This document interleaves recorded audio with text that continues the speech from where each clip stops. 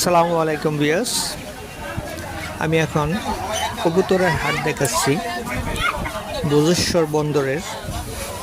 এটা হচ্ছে আপনার সৈয়দপুর জেলা নড়িয়া থানা বজেশ্বর ইউনিয়নের বজেশ্বর বন্দরের কবুতরের হাট। এই জায়গায় দেশি বিদেশি বিভিন্ন প্রজাতির কবুতর বেচা কিনা হয়। এই হাটটা অনেক পুরনো একটা হাট, সৈয়দপুর জেলার ভিতরে সবচেয়ে পুরনো হাট এটা।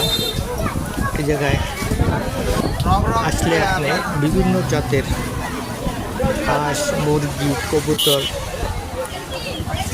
কিনতে পারবেন এবং বিক্রি করতে পারবেন।